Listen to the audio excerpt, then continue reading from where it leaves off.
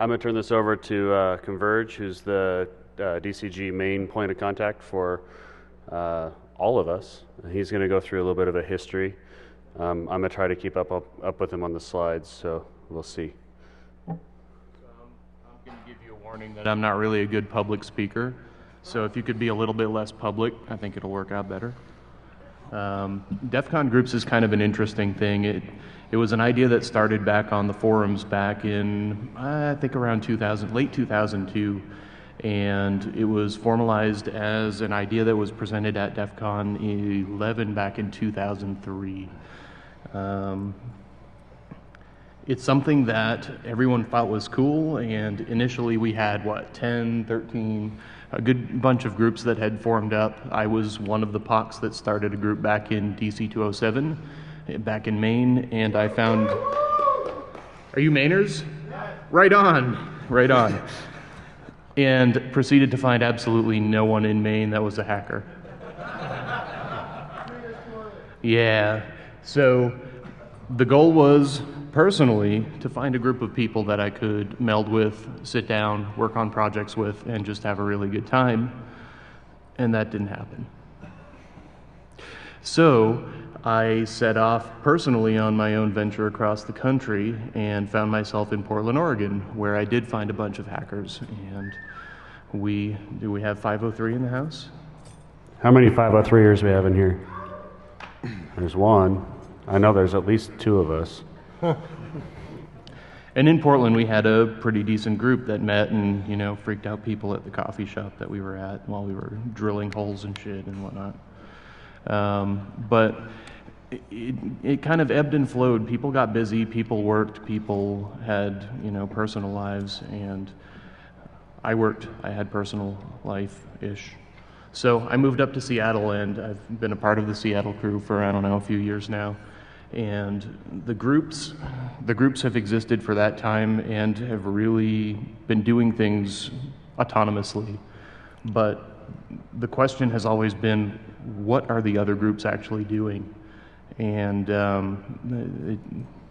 it's still a question, what the heck are the groups actually doing?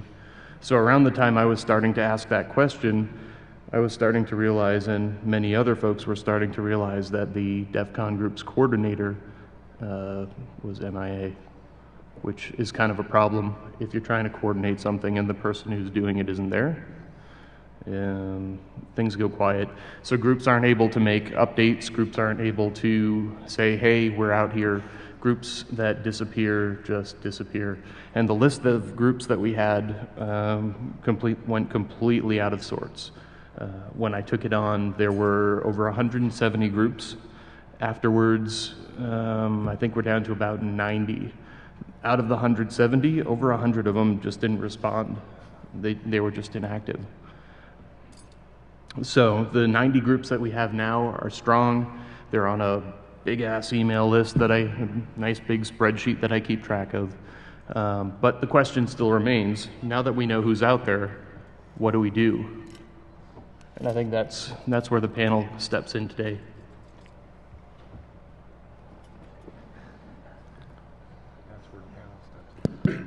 Okay, so we've got a group of point of contacts up here that are pretty diverse. I'm Anch. I'm point of contact for DC 503 out of Portland, Oregon. Right now, our membership is 3. But we died back in 2007, and we're starting to grow again.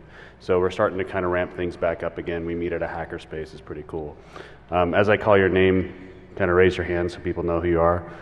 Black, he's right. DC 225. Word. What's up? Anarchy Angel and Inji Haro, they're DC 414. Represent. We've got Isaac and Ian for DC 9723. Represent. Yeah. We've got Generic Superhero and Londo from the Black Lodge. Where we at? Yeah. We've got Romer from the Unallocated Space. Golf clap. Drink, motherfucker. And we've got Converge, who's the Defcon Group Keymaster. Okay, with that, kind of how we're gonna run this panel is going to be an open kind of discussion. We're going to talk a little bit about how groups operate, what we're doing to kind of get them to grow, how hackerspaces work. We want you guys to participate too. So I'm going to start off the discussion by asking these guys a couple questions, and they'll go ahead and talk about what they want to talk about and answer and banter back and forth. And if you guys have questions, please come up, use the microphone, ask a question, and we'll just kind of keep this as a rolling discussion. All right, here we go.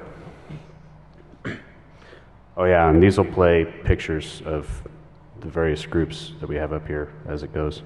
So I think I'm going to start with Isaac. So you guys recently did an event called a hackathon. You guys tell us a little bit about what you did and how it's helped your group, and a little bit about your group as well. Yeah, sure. So our DC is actually DC Israel, and we just started. DC Tel Aviv. Yeah, and we just started 7 months ago, and we had a lot of people coming and showing interest, but we couldn't figure how committed they are to the process. Basically, what we're doing are our monthly meetings, mostly come, have some lectures, volunteers, people talking, mingle, and go home. But we wanted more. We wanted to actually form a real community with real people that are willing to do more than just come and sit and learn or say a question here and there. So the hackathon idea is basically have people together, hanged out in a place to do a project. So there isn't a predefined project. Everybody can suggest any idea. And the thing is to find another person who has the same interest, whether it's hardware hacking, software hacking, or out-of-the-box hacking, and just sit together and do something and try to push forward, try to find the time to do it, and then perhaps having a follow-up in our Defcon meetings, talk about it, raise more people to the project, and etc. So the first event that we had was 2 months ago. It was 5 hours. It was a great success. We had 7 projects, different projects, having from mobile botnet up to hardware hacking, and etc. And now we're going to do another hackathon. It's going to be a 24-hour event, and we're really excited about it. And we have a lot of people coming up, and we're trying to do more projects. And hopefully this time we'll have some open source project announced and have something with a repository, so that this will actually be a real step forward. Thank you. All right, Romer, it's your turn. I know you like to hear yourself talk. Can you tell us how unallocated space, the hackerspace that you attend, how their model's a little bit different than some others? Yeah, one of the things that we've done at Unallocated is we actually don't have anything that's a member. There's no such thing as being a member of Unallocated. There's no such thing as a required dues at Unallocated. Our thought process is if we have content that people are actually going to want to come and see, and we pack our schedule. There's something on the schedule at least 3 to 4 days a week, and usually more than that. And we want to see, if thought being, if we've got all this stuff going on, people are actually going to come there and participate, and then want to actually donate money to the space to keep it going. We're a relatively young hackerspace. We've only been around for less than a year at this point. 9 months exactly, yeah. And so from that standpoint, even though we've not required anyone to pay us, we've never had any problem meeting rent. We've never had any problem paying the bills. People are actually coming in and saying, this is so cool, I actually want to give you money to help keep this thing running. So it's a little bit different model from what some of the other spaces are doing, and something we're trying to see if it's actually going to end up being a viable way to do these things. So to play devil's advocate on that, how do you pay the bills? Well, we don't have members, but we do have key holders. There are 6 key holders now, or 5? 5 key holders right now that basically they've pledged that if something goes wrong and we can't get enough donations to keep the space going, they're going to pay for it. Hasn't come to that yet, but hopefully it never will. But yeah, that's how we keep it going at this point. Is if we, like this week, obviously every person from Unallocated is here, so we're not going to be getting any outside donations. So it's one of those things where we may run into a problem. We'll see. To kind of Romer's point too, when we started our space, we kind of did the same thing. We had a dedicated set of a few members that if things went sideways, we would just pick up and make sure it still happened, so we would be there the next month and kind of make it work. And then we grew out of that model eventually, but it was what kept us going and moved us to the next step. And I mean, you guys probably saw the same thing then. If you're sitting there and you're putting, you know, as much content as you can out there, we get people that I have no idea how they even heard about these things that show up. Yeah. I mean, you want me to keep going with that, or you want to go to somebody else? You keep going. I'll Okay. stop you when I want to stop you. Sounds good. I mean, like one of the things we were actually just talking about outside when we were smoking is we do a lot of stuff through Twitter. We just, you know, I'll say, hey, I want to do something. Let's go to Unallocated and do it. And people that live in our area will show up. An example being, I got a free AT&T microcell a while back, and I have excellent AT&T service in my house, so I had no reason to use it. So I just threw on Twitter, anybody want to hack this thing and see what we can do with it? Like 25 people showed up to play with it that night. One of the really cool things was, as I'm coming over to Unallocated that night, I was just doing a little bit of quick research, and I realized that it has a hardware kill switch in it.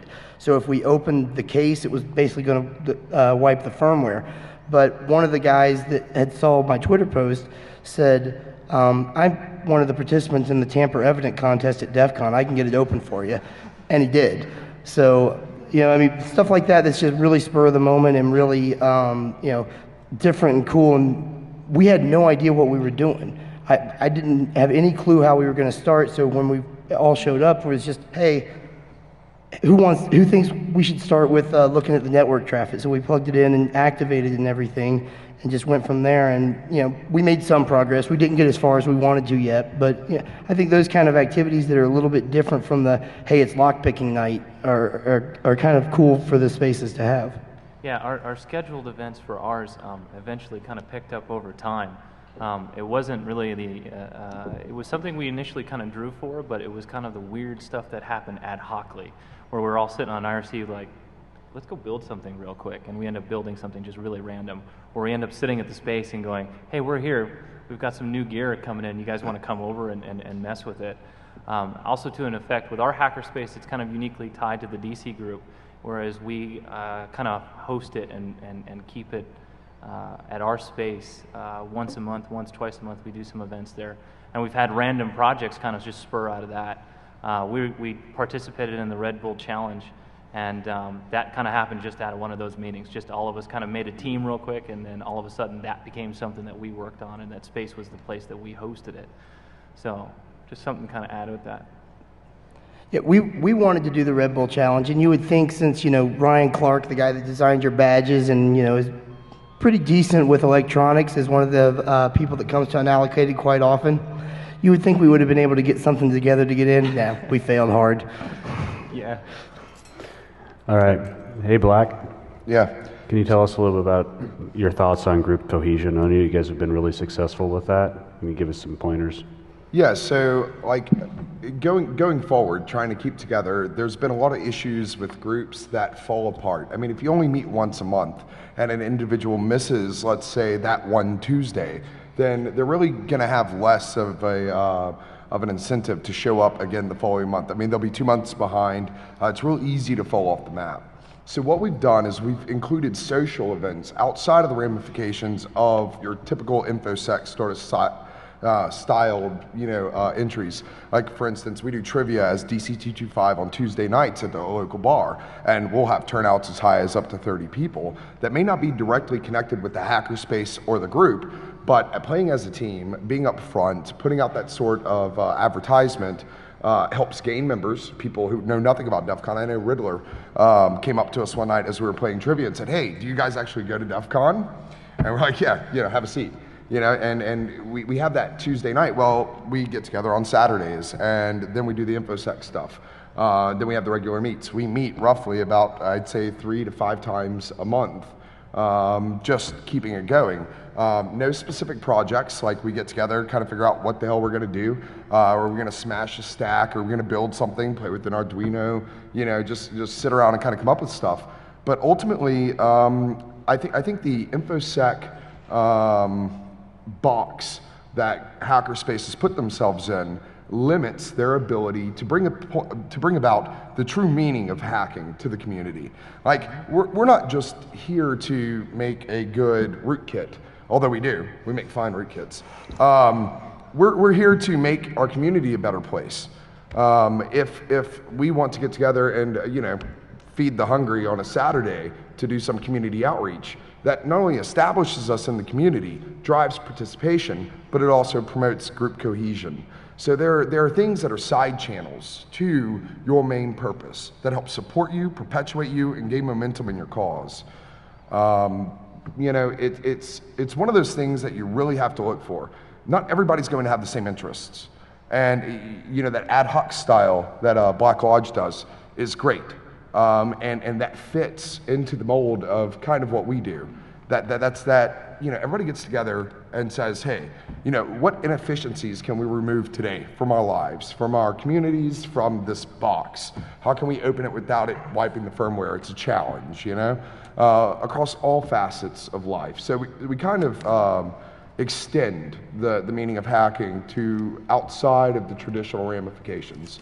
And keeping with that MIT Train Club style definition of hacking, and applying that to your life and community really enhances the impact that we have as hackers. It gives us not only a positive image in the media, which we're fighting negative images every day, but we actually make real differences. And with that, I think other groups have somewhat, Black Lodge, I know for a fact, has a good amount of ad hoc style get-togethers, and they support 206, but they're not necessarily 206. The core members of 225, we have 10 members here at this Defcon, but we have 59 members total. You have to have those perpetual members, those people who are key holders, those people who are drivers, those people who continually impact the group and their environment every day that they exist. You have to be gung-ho for it. And you can't sit and be introverted and break a de-ice distro every Saturday. It's one of those things that you really have to look forward to. If you're trying to get a group started, or you're dealing with those first lulls in participation or group management, if you can have an outside event, something that is completely non-InfoSec related to cohese the group in between those times you meet, you'll really move forward. That's really how you get it. I think that's an awesome point. I mean, we do a ton of non-security related, non-hacking related stuff. Cryptos, stand up for a second. Cryptos is one of the key holders in Unallocated. If you look at the back of his shirt, it's Teach, Learn, Party. We put party right on there. And key hold for you, yeah. But it's one of the things. We do a lot of parties. Cryptos organizes a LAN party once monthly or twice monthly now. Once a month. And basically, he throws out to the mailing list, hey, what games do you want to play? He sets the whole thing up. We're not doing anything except for playing games and drinking beer those nights, okay? I mean, it's one of those things that it brings a lot of people in that would, okay, I don't understand about hacking, but I know how to play the shit out of some Half-Life. Yeah. So, I mean, they'll sit down and they'll come and actually start to talk, the conversations continue, and they're like, oh, well, that's something I'd be interested in, and it does bring new people. That's a great point. So, Black, when you were talking trivia, are you just talking like Trivial Pursuit or something No, low so steam? rather than most implementations of trivia, and this is an aside, we don't do the digital sort of Hooters version, play with the little device, although that would kind of be fun to target. We play random ash trivia is what it's called, rat trivia, where a human sits up front and we play against all the groups in the spar. And what it does is it really gives a personal, localized level to a gainful knowledge perspective. Who can think on their feet? Hacking's not about a razor-like knowledge about something. It's a general understanding of how the system works. Knowing how to manipulate it is the next step. For instance, Riddler just one day set out and said, well, what the fuck is this smashing the stack stuff? What is this assembly? And he had a point and he had a target. And I think we sat at my house and like he sat and annotated the assembly. And, we were just drinking beer, bullshitting. I think we just got together to drink beer. And, it ended up with him having a fairly good understanding of assembly, how the stack works, and he went into it not knowing really anything about it, a very intimidating subject to somebody. And he came out of it as an individual. I think he's reading an IDA Pro book right now as I talk. Way to go. No, but it admits the Put the point. book away, motherfucker. Well, no, and those Yeah. community events are kind of what's necessary too. That are outside the standard. Like, okay, we do pen test days where we invite people over to build a box and smash the crap out of it. One of our members here, Don, he actually built one of the nice VM servers for us to attack. But one of our other events that's really fun is we have someone over here named Lise who organizes a gaming night where it's all retro arcade. So one floor of our hackerspace is a retro arcade, and downstairs is a different set of games, and it's just kind of cool to get everyone together and do that. But I think when you were talking, a couple of points came to mind in terms of hackerspace formation. Now for a couple of years now, we've had talks where we had hackerspaces and kind of what people have done with their hackerspaces and the basic cookie cutter template. And then have you guys felt the need to have to start that way? Or have you, or for the hackerspaces and groups that are new, have you felt the need to kind of fit that mold? Or did you just kind of do it randomly when you approached it? Yeah, so like, for instance, Wait a second. I want to interrupt you because I want to get a chance for NRK Angel and Jiharu to speak because that's a great question for them to answer. Fair enough. Then you can answer. Well, actually, to expand a little bit on what he said, we also try. We have planned. We have to expand a little bit on what he said. We also have planned events, but through research and just getting online, I was able to find there were lots of other social and community groups that are, I guess you could call tech related. We have a Linux user group in Milwaukee. There's a regular Reddit meetings, and there's MilSec meetings, all different kinds of other meetings. And I kind of encourage our members to hijack those meetings if they can. You know, just go there and represent DC 414, and that keeps us together. That way, we get outside of our usual mold and kind of go out there and party it up a little bit with the other groups. But yeah, we kind of went for a randomized. Well, we're pretty small. We got like maybe 8 to 10 regular members right now, and we're only about 6 months old after it kind of died out. But to get it going, it's not difficult. I mean, as Black said, you need to be there. Persistence is the key. Yeah, our first like 3 meetings, we were the only guys there. So. Yeah, so I mean, you just show up at the place, you get the word out, you get your communication channels open, IRC, HTTP, mailing lists, social networking, and all that, and people will find you. And I know Vlad was just searching. He's in the security biz, and one of our members, he's attending Defcon this year, so he Googles Defcon Milwaukee, and he finds our site, and he shows up, and he's a great asset. And you just got to know. You find these really smart guys, and you find those core members, and you recognize their skills, and you just kind of start brainstorming from there, and everything starts to grow.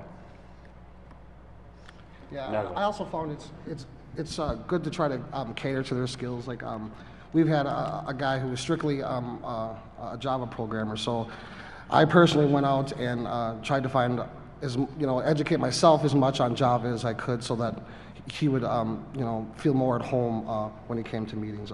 We have a guy who's a locksmith genius. I mean, the guy is just unbelievable. And I went beyond that and trying to learn as much about it as I could, so that I would be able to converse with him and keep him interested in the group. It's more than just doing what you want to do. You have to realize that the group is carried on the backs of your members, so you definitely have to try to keep them as happy as possible. At least I've found that. Yeah, you got to come up to the mic. So, yeah. I just wanted to say something about the community outreach thing, because we're fairly new, DC 207. We just kind of restarted up back in October. We're a long way from having a hackerspace, but one of the things we're looking at is that Portland has a really strong art community. There's a lot of industrial artists that don't have spaces, so we're actually looking at getting space from a studio that already has this type of setup, where it's just a big open space or something like that, where we can actually bring some of the industrial artists into it who need access to machines and other things that they may not have access to. You know, people like doing metalsmithing in their bedrooms or something like that. So I don't know if you guys thought about that at all either, or try to get into something completely not related to technology. Completely. To add to that, we have one of our members who actually studies lapidary, which is watchmaking. Has a whole bench that's just completely made just for that, and it has nothing to do with it. He kind of makes some cool steampunk watches and jewelry and stuff like that. It's kind of neat. Yeah, so that was just another thing that I wanted to throw out there too. With that, going back to what you had asked earlier about the templated sort of hack space, a lot of people have this idea that they have to go get these laser etching, laser cutters, just like this shopping list, when in reality they only need whatever they need to achieve their purpose. If you really want to make 303 badges, sure, you need a CNC machine, you need some laser etchers, you need to go through the steps, but you procure those as you need them.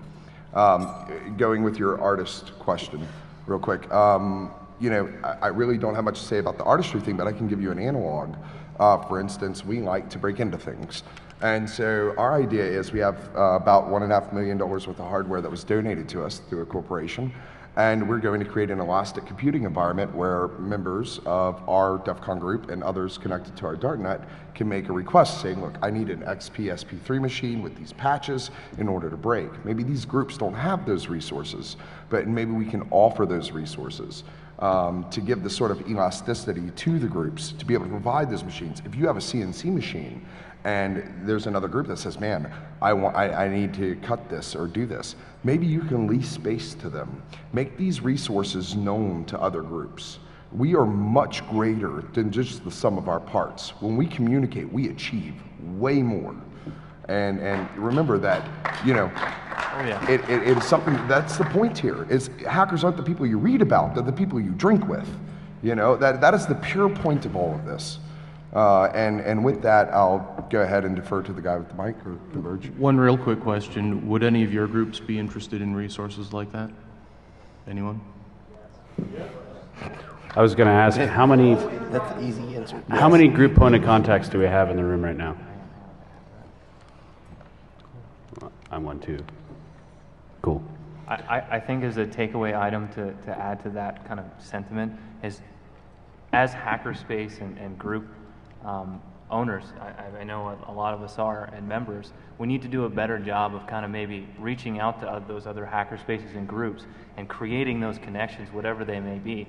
Maybe it's a cool darknet between hackerspaces where you're sharing data or creating these cool little local networks for yourself, or maybe it's that you're in the same city and one shop has a laser cutter and can work out a situation where you're working with that group to share those resources. We should be pulling those resources where and how we can. Yeah, and to add that, I would say don't be afraid to go outside of the technical realm. Try to find other area groups that just have the same sort of mentality or main goals that are outside of computer security. We sought out the Candlelight Collective in our area, which is, I guess I would say, a space for punk rockers to hang out at, but they basically have the same, F the man feel that our group has to it. So we communicate with them even though they're not, they're completely outside of the security realm. There's a lot of talk about shared resources, liking to smash things, which is cool. I love doing it too, but there's a fine line when you have resources of being a legitimate organization in the lives of the public and still doing cool security resources, security research, whatever you want to do. How do you walk that line? How do you manage it? How do you manage your risk for that? Yeah, so let's say we had a darknet between every single Defcon group here, and the auspice that someone could exfiltrate data through that darknet on a viable production target that would violate law definitely is a consideration and a concern. So while we may espouse the ideas that yes, we do need to connect, we definitely have the finer details of the allocation of resources and what type of rules that we can apply. For that, I will defer to the EFF for further comment, but if you have anything regarding, consider this a call for papers.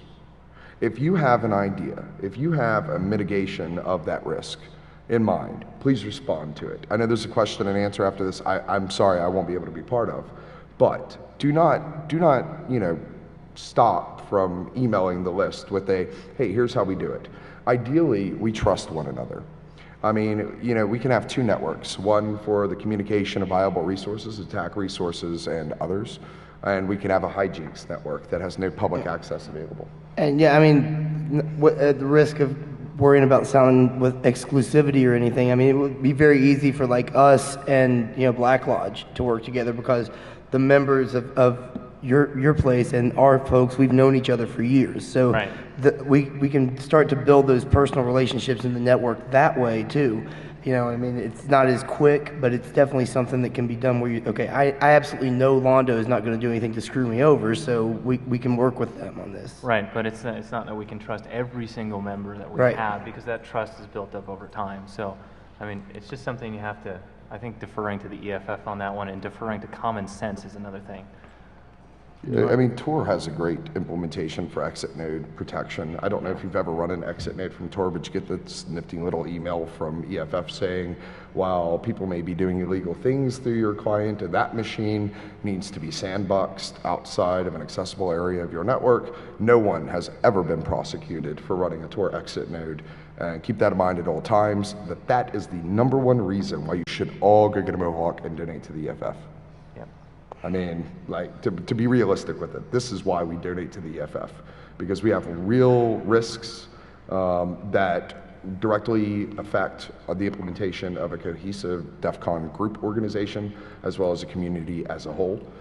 We do have ways to mitigate that. So, I mean, mind you, money is one way you can show support of it, and building on trusted relationships is definitely another. So.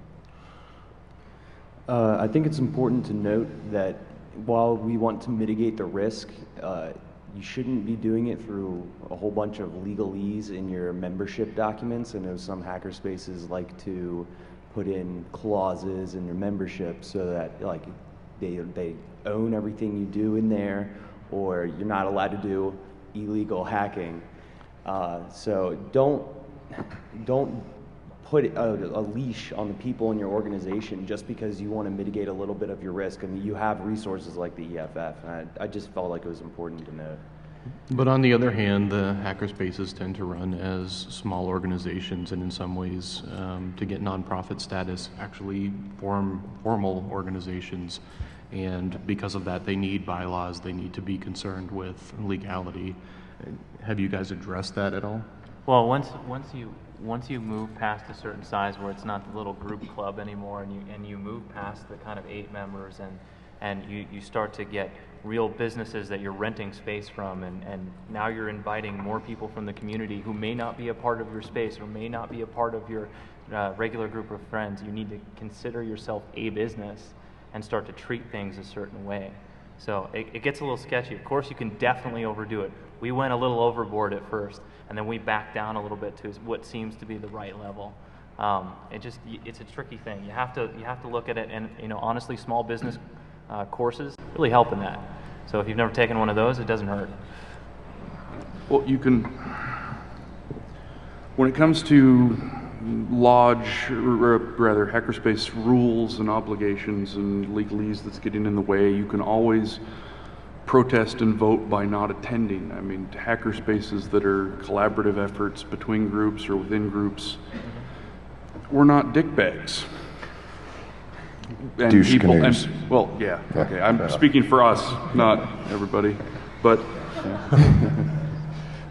people like coming to a group that they feel a support network for, that they feel is expanding their knowledge and giving them a free and open space to work. If you're locking all your shit down and people don't want to come to share ideas, they just want to come to leech. I mean, you can have a group that will go on with 3 members, and those 3 guys will keep paying their dues, and no one wants to go hang out with the dickbag clan. And then those people, everybody that wants to create a collaborative, like an open space, there's nothing stopping you from starting another hackerspace. Along those lines, you really don't want to fragment your hacker scene too much in your local area, but there's nothing stopping you from having multiple Defcon groups or hackerspaces. You got to always avoid the drama llama, but people that are holding back the sharing of knowledge definitely need to be shut down in my mind. But I mean, there's also not just in the group that you belong to or the group that you're thinking about doing, there's other groups that we're up here. If we can have more of a global, connected, collaborative sharing of ideas, and the reason we're having the panel, give you the thoughts to go out and spread and mutate and make your cool shit in your own time. Okay, let's take some questions. We got some waiting.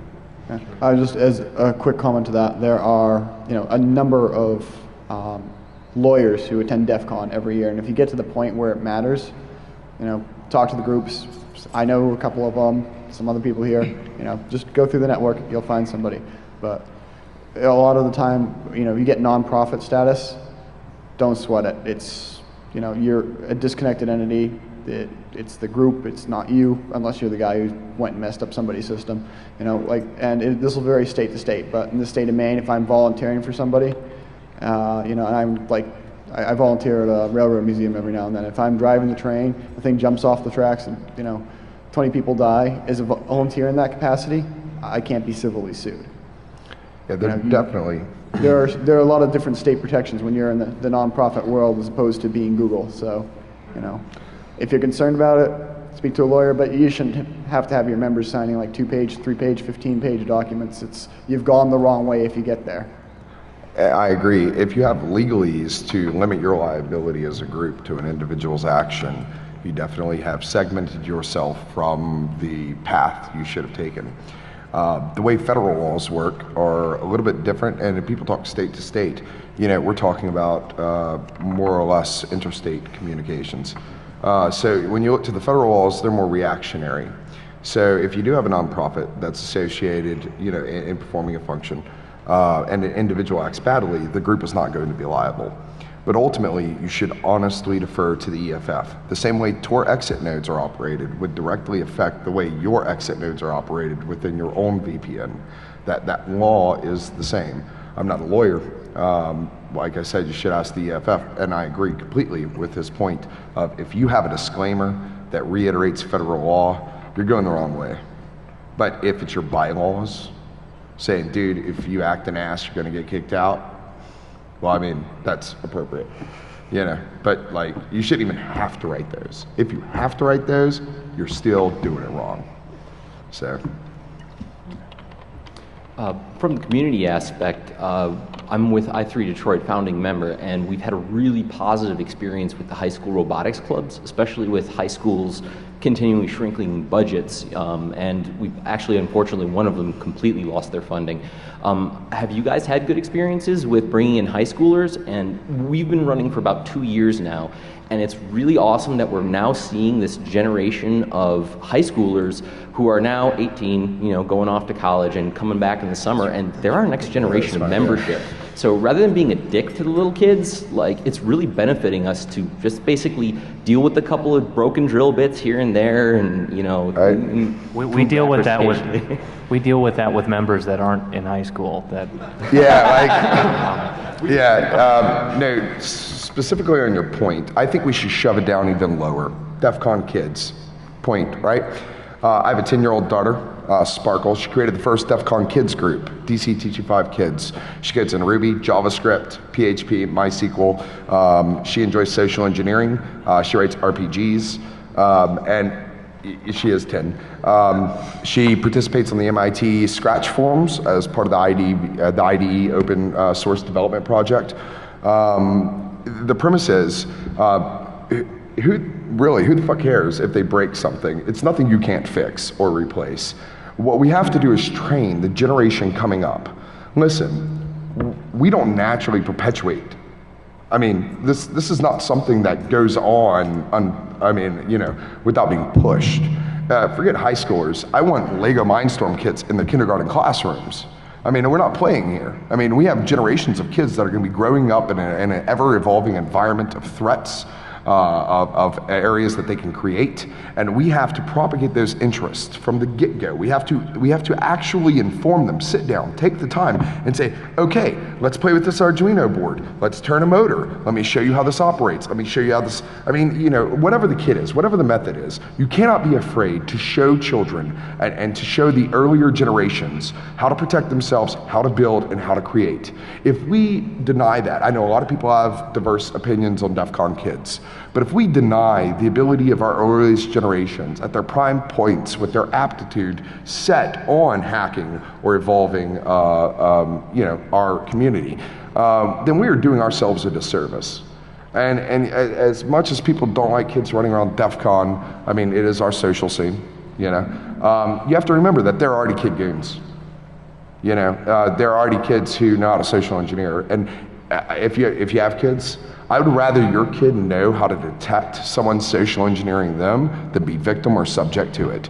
And it goes along the lines, this is what we are here for. Plain and simple. Plus, you can't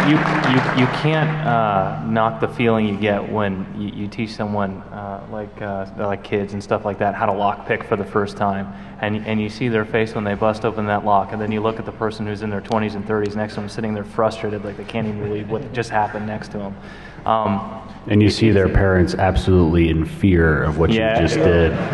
But it's also very cool to you know, teach people who haven't seen all this stuff, my failures and my mistakes, and go, hey, look, this is how you can do it a different way, and guess what? I learned from it. So it's kind of it's somewhat selfish in that respect, but it's a good kind of selfish.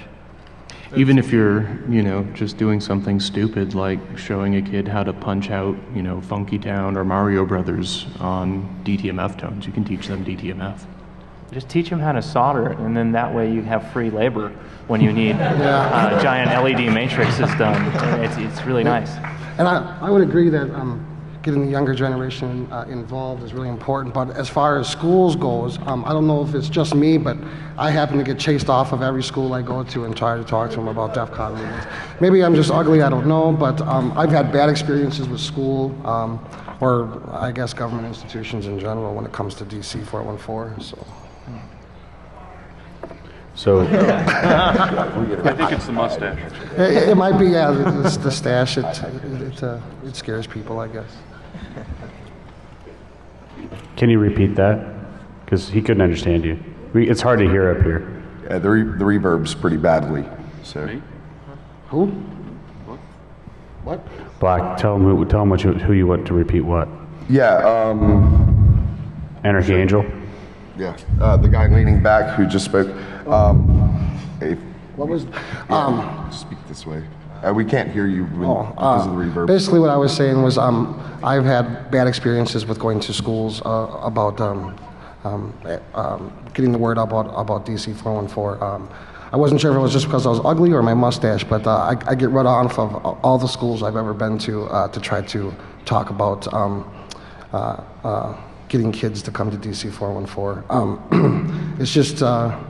I don't know if it's our area. Maybe other people in other states have had better success, but just in our schools, they hear the word hacker and I don't know, it turns them off. Or even computer security seems to people are at least in our state are timid around it. I don't know why, but well, there's some balance that you have to have, because at the lodge we do have some like 21 and up. We have some adult-oriented events.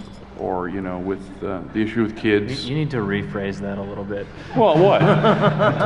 Events with alcohol versus events where no alcohol is there. Yeah, we have you know, open space for people to come by, check out the place during normal operation hours. You know, we do barbecues almost every weekend. You know, people can come out and enjoy, talk about, you know, projects they're working at home, maybe something they want to get the group involved with, and get community effort. But also we have, you know, private stuff, and private, like after hours movie nights where there's drinking involved. We took a kind of page out of the book of the 23B guys, where we have a projector on the other block of buildings in the industrial space. So we're out in the parking lot. But there's this balance that you have to have between, you know, there is some stuff that's going to go on that isn't kid friendly, or have something that granted, there's a lot to say about how you're going to present yourself to adults versus how you're going to present yourself, or what options you're going to present to kids. It's mainly about education. I mean, if the public knew exactly what hacking actually originated as, and if you exhibited those ideals in your day-to-day above-board activities under your group label, we wouldn't be fighting much of the way that we're fighting the wars we are now in the media. The issue comes when you begin to label private activities amongst groups of individuals that would normally gather under your group flag outside of the group. Maybe those things don't need to be put on the front page of the American press. You have to continue. How can someone dislike your hacking group when you're feeding the hungry? I mean, yeah, so Black, we're actually running out of time here, so I'm going to kind of wrap you up. I'm sorry, I don't mean to interrupt you, but good. All right. We're going to have a Q&A session right after this, so you guys want to join us. I have one question to wrap up, because I asked how many point of contacts we had in here for Converge, and I'm going to put you on the spot. What can we do as group point of contacts to help you as the coordinator? Well, moving forward, we're going to be adding a lot. Probably the heart of the problem that we've had with all of the groups currently, well, aside from not knowing where they are or who they are, is communication. Like, we really don't have a dialogue going on between the groups, and we're going to fix that. So we're going to be firing up Twitter accounts, Google Plus accounts, Facebook accounts. We're going to be setting up an IRC server, maybe, like I heard discussion of that. Coming in the near future, probably later this year, we're going to be launching a Defcon groups website that is just for Defcon groups. It's going to have a forum just for Defcon groups that's active, it's focused. And we want groups to interact. We want groups to send us what they're doing that's cool. If you want to be featured and show a cool project or even a dumb project that was just fun, like, be in touch with me, be in touch with the other groups through those means, and we'll get it out there, and we'll start seeing what we're doing, and we'll start showing other people what we're doing. And maybe they'll get interested too. How do we find the group? dcgroups@defcon.org. Yeah, give me an email or hit me up online. Are you actually looking for like a list of active groups? It's on the website. It's on the Defcon website. Yeah. All right, with that, I think we're going to wrap up and move over to QA. What QA room are we in? It's Pavilion number 4, so it's going to be down the hall. And we'll see you guys there.